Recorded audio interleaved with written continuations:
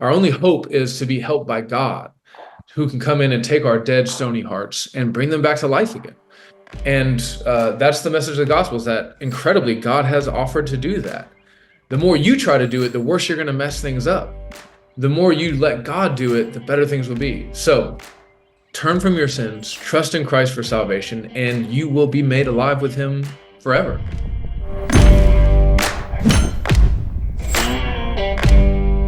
Hello, everybody. Mike Stansberry here with the Iron Deep podcast. I have a special guest today. His name is Sean DeMars. He's got a new book out called Rebel to Your Will. We're going to talk about that today on the Iron Deep podcast. Sean, before we get started, we're going to talk about the book, but tell our audience a little bit about you, what you do for a living, and all the things, your family. Give it to us. Yeah, my name is Sean DeMars. I'm a pastor of 6th Avenue Community Church in Decatur, Alabama. I have a wife, Amber, two daughters, Patience and Isabella. And when I'm not pastoring or doing other ministry-related things, I'm pretty mediocre at jiu-jitsu and CrossFit. That's what I like to do in my free time. Okay, so I don't want to go off on on left field or a rabbit hole, but when did you start jiu-jitsu? When did that whole thing start? About 6 years ago. Okay. So what's the color of the belt? Brown. Brown. Okay. I tried to do this about 6 months ago. I'm almost 50, and it's sketchy because I get some. It's a combat sport, and sometimes I'll go over there. And it's been 6 months. I told him I'd come back. I had a little back injury. I'm sure you're familiar with injuries with the sport, but I when you wrestle or when you spar with younger men, they tend to want to just break you. Yeah. So I've got to figure out how to filter that. Anyway, that's great. And CrossFit for a while. How long have you been doing CrossFit? Probably about a decade. All right, cool. All right. So that's what you do in your spare time. Now you mentioned your daughters. You have a daughter named Patience. Mm-hmm. Tell me about that. Does the name fit the is she patient? Tell me about that. Yeah, no. God had a plan for our lives, and we could not have seen it coming. Amber and I, my wife, we always just thought if we ever have a baby girl, we like that name. And yeah, it proved to be prophetic. Yes, awesome. Yeah, it's one of those things where people, when they say, "Hey, pray for patience," my wife always tells me, "Be careful of that, because God will give you a bunch of stuff that He's going to test you in." So that's great. So two daughters, Amber, your wife, and how long have you been pastoring the church over there at 6th Avenue? For 7 years. Okay, and how has that progress been? You start in 7 years ago, and where has God taken that church today? Give us a little bio on the church. So it's a church revitalization. There are basically two ways you can plant a church. One is you can kind of parachute in and say, "We're a church, come and be a part of us." You evangelize and you do all that stuff. Another way is you go to a church that's basically about to die and you try to save it from within. And that's what we did with 6th Avenue. It was a Church of God church, which is pretty wonky in a number of different ways. So when I got to that church, I said it was doctrinally apathetic, relationally vacuum sealed, and evangelistically inept.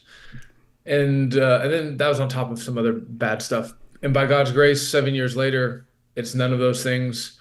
Well, we recently had a church fire. So on January 1st, our building caught fire, and we've lost it.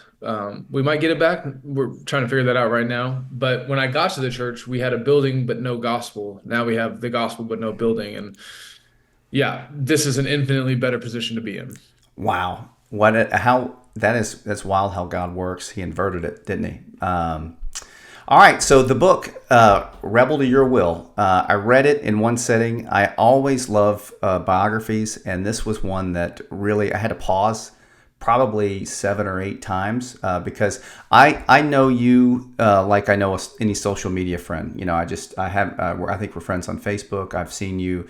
I've listened to Defend and Confirm and Room for Nuance. Both your podcasts that you do, and I highly recommend that you guys check those out. They're really, really great. One for liberals, the other for conservatives. That's right. It's that nuance. So the it's very very very very good. He said he Sean has had some great guests on his show, but I've had to pause it a couple times because the story I just had to match it up. I was like, okay, because again, I love origin stories, and yours is unique, and I had to pause it a couple times and just stop and think through how both that it's wild that you were able to walk through all that pain, and how gracious and good God is that he did that, and then you give him, all the glory for what had happened. So, with that being said, walk us through, your childhood. What was the childhood like for Sean DeMars? Yeah, so I grew up with a drug addict and alcoholic mother. Never knew my father. The way the story was told to me was that my mom was a drug addict in the 80s in LA. My dad was a drug dealer, got her pregnant, didn't stick around. And my earliest memory is being molested, and then sort of from there, fast forward until like 12 or 13, when I was basically old enough to stop. I was abused in pretty much every way you can imagine, sexually, physically, emotionally.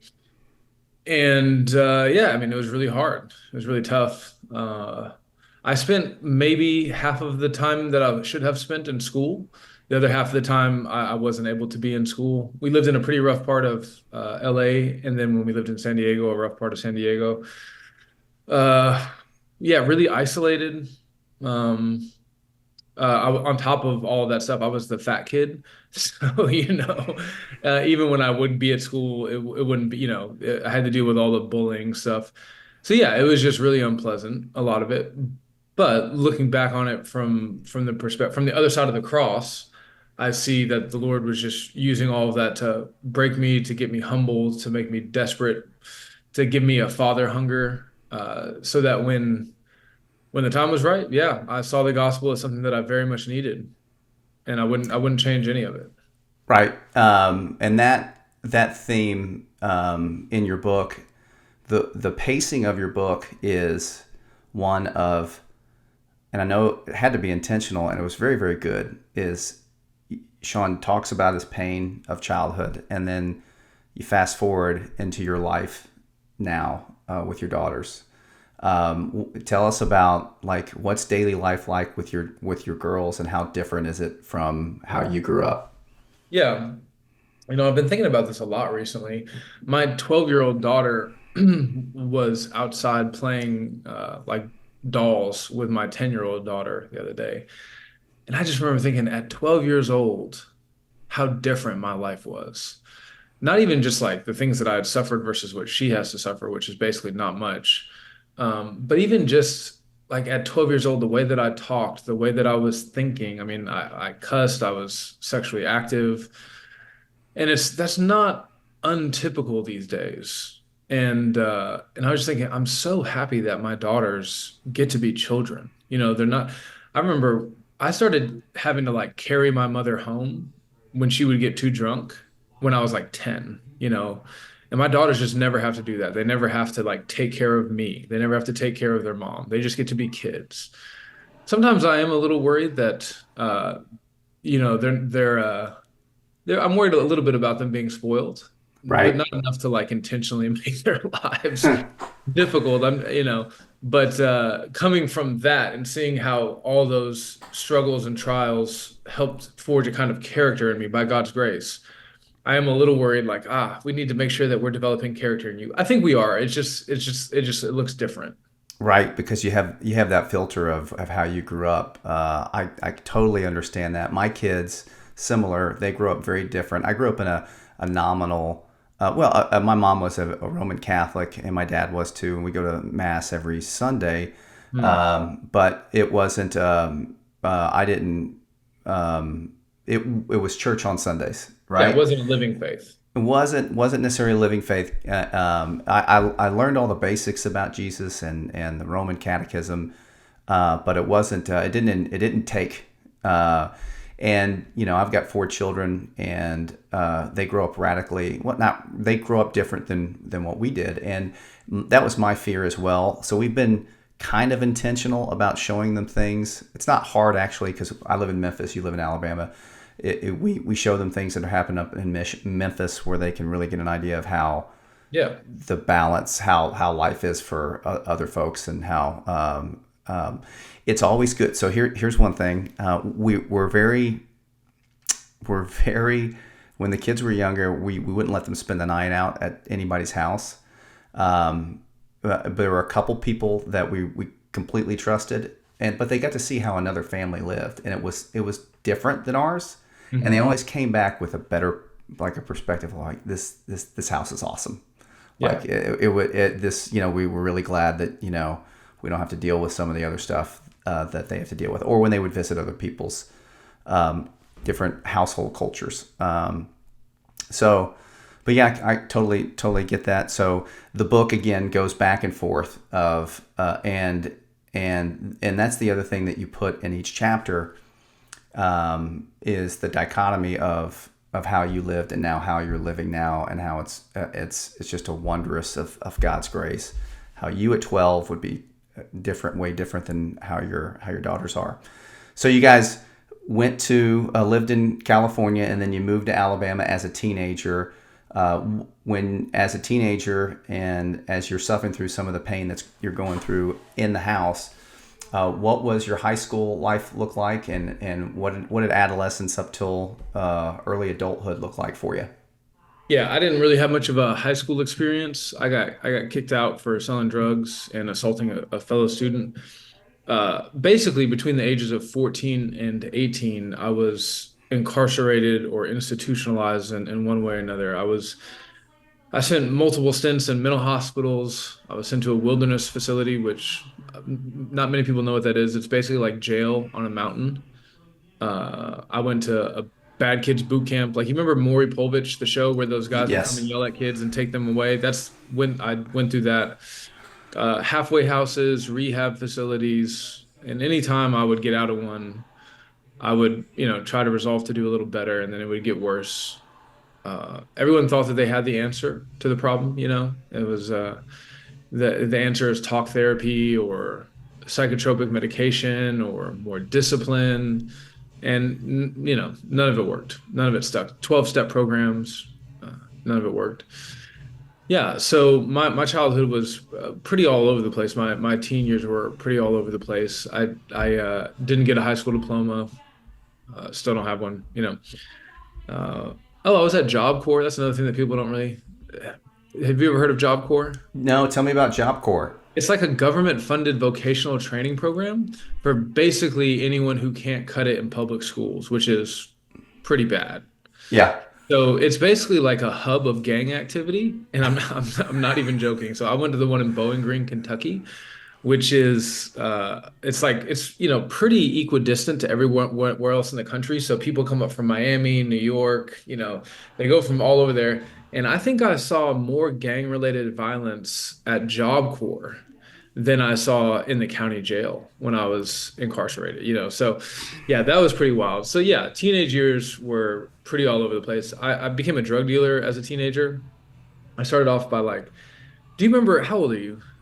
49. Do you remember after school specials? Yes, ABC after school specials. Yeah, I Yeah, would. like Yeah, don't do absolutely. drugs. And here's a movie that we made that will help you not do drugs. So, I mean, it was like an after school special. Like, I started smoking cigarettes, and then I started smoking weed, and then I needed money to buy more weed, so I started selling drugs. But then I got robbed, so I got a gun and I joined a gang. And it just kind of kept going from there. When I was 17, I became a pimp. Not I wasn't pursuing it. I sort of stumbled into it because I was dealing crystal meth. And yeah, so I ended up getting saved at 18, but it was a pretty wild ride up to that point. Yes. You've lived like 1,000 lives up until this point. So Yeah. you've had a demo. So you got to see how our prison system work. It's really not redemptive at all. And you got to see, Wow, you had to see a lot. So now take me 18, you're saved. How did that whole thing happen and what was life like immediately after God got a hold of you? Yeah, so I got into it with some guys who were more gangster than me, and they were trying to kill me, and I was running for my life, kind of zonked out of my mind on meth. And I had a gun. These were several guys with several guns, so I thought I needed more guns. So I went and I robbed.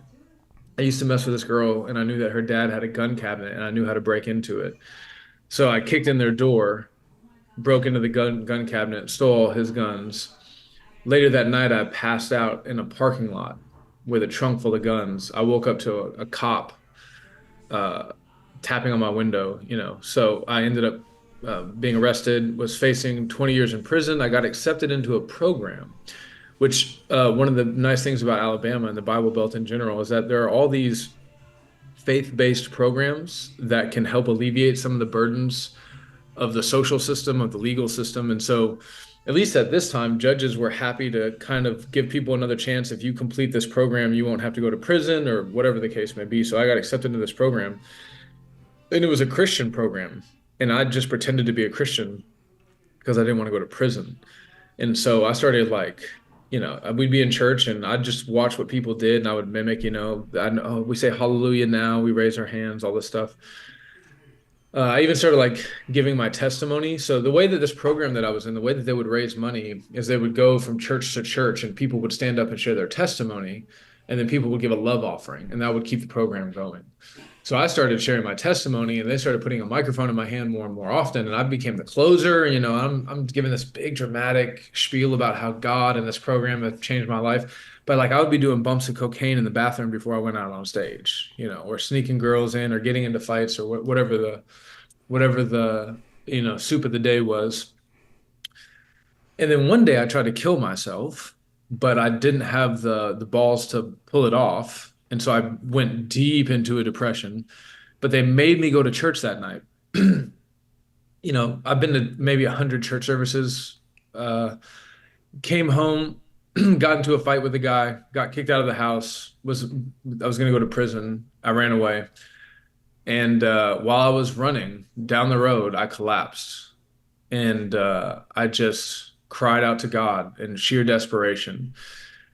And very anticlimactically, nothing happened. I wish I could tell you that like the clouds parted and a voice from heaven, spoke to me like Jesus on the Mount of Transfiguration, but it didn't happen. I just sort of laid there depressed, waiting to be run over or picked up by the sheriff. When neither of those things happened, I basically went back to the house. We call it the house. It was a program run out of a house. I went back to the house and asked if I could just go to sleep. I was so depressed. I just didn't care if I lived or died. I just wanted to go to sleep.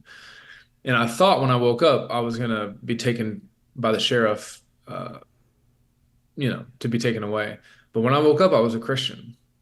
Uh, you know, how exactly that came to be, I'm not sure. The Lord does his own, the wind is hard to wrap your mind around, but I'd probably heard the gospel 1,000 times up to that point, and the seeds were there, and the Lord just used that. And so when I woke up, I mean, I went to bed loving money and women and myself, and I woke up and I was just a completely different person. So I'm 37 now. That was 18 when I was 18. Yeah. Wow. Um, and shortly thereafter in the book, you start preaching the gospel. You start going out, and you didn't know what you were doing. Like no one does. No one does. Like when they first get saved, unless they grow up in a home, unless they're unless they're trained. And you meet your wife Amber, and then the other part of the book, which I understand exactly. I get now why doctrine and is so important to you. You mentioned it at the beginning regarding your church, but you fell into some doctrinal issues. You fell into the prosperity gospel. Tell us about that. Yeah. So basically, I tried to go to church. I didn't know much, but I knew that I needed to go to church. So, uh, the first couple of churches that I went into, I had some pretty bad experiences. Uh, Imagine a guy who was a drug dealer like a week ago. Looks like a drug dealer, walks like a drug dealer, talks like a drug dealer, dresses like a drug dealer. And then he goes into like a very traditional Southern Baptist church. That's not traditional in the best sense of the term, like, traditional, like squishy SBC stuff. It's just not going to go over super well. So, I mean, one time I went to this Baptist church and I had an old man come up to me. I had like a fitted hat pulled down low, and the guy comes up to me and goes, "Son, you take that hat off in the Lord's house." And I was just like, "Oh, I'm not coming back." This is crazy. And I had no formation. I had no discipleship. I didn't know what it meant to bear with one another in love or anything like that. And but what happened was I had like this big, exciting, scary testimony. So these youth pastors would bring me in and they would have me uh share my testimony, which I didn't know what that meant. I would just go up there and war story for 45 minutes. But they loved it. So I would kind of went on this little mini circuit of preaching at these youth groups. But the same thing always happened. They would be happy for me to come and do my thing. But then after youth group, I'd be like, "So what's next?" And they'd be like, "You can go now." Uh, so I just struggled to find a church home, to find discipleship, to find love really from other Christians. And so the first person to really like take me in and do what Christians should be doing was a guy who was in the prosperity gospel, and I didn't know any better. But I was literally walking around one summer in the housing projects with my shirt off, with a Bible in my hand, rapping to neighborhood children as like my form of evangelism. And he saw me do that and he pulled me over and he said, "Do you have any idea like what you're doing?" And I was like, "No, I don't." And so he taught me the Bible, except that he didn't. He taught me a false gospel.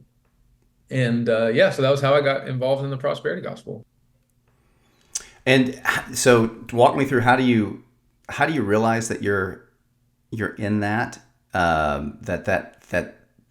what did God do to say, "Hey, Sean, we got to draw you out of here"? How did you manage to escape out of that doctrine? Yeah, so we were really poor. I led my wife to the Lord by God's grace. The Lord used a crooked stick to draw a straight line. She got saved. We got married. We were really struggling. Ended up joining the military and went to basic training and AIT, which is like your job training in the Army. And then got stationed in Seattle, Fort Lewis. And wow, what a terrible place to be. So I spent a lot of time on the internet, MySpace, if anybody even knows what that is anymore. I'm familiar.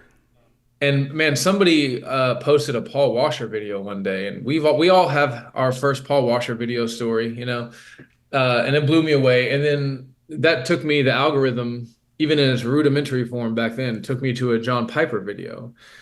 And that was kind of the beginning of the end. He was preaching against the prosperity gospel. And I was like, who does this idiot, John Piper, think he is? This guy has no idea what he's talking about. I was furious. But I couldn't, something happened. I was like, man, this dude really knows how to handle the word. He's wrong about this. But I found myself wanting to go back more and more because Joel Osteen wasn't preaching like that. Creflo Dollar wasn't preaching like that.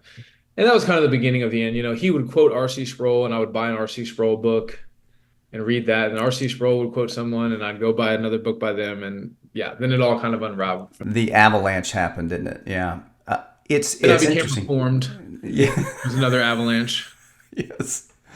Yeah, you got a hold of Calvin's Institutes and all the things, and yeah, I understand, and it's really interesting because when you mentioned that in your book, I immediately myself I went back 10, 15 years, and I would be on the internet. I think Desiring God was kind of out in front on some things, and they would get into my I've probably watched some of the same videos and sermons from Piper, and he really got me out of he really answered a lot of questions for me and helped me on the path. So God bless John Piper and RC and Paul Washer, not Paul Walker, Paul Washer. Yeah, maybe him too. Or Paul, yeah, he's gone, but but he was, God bless him and his family.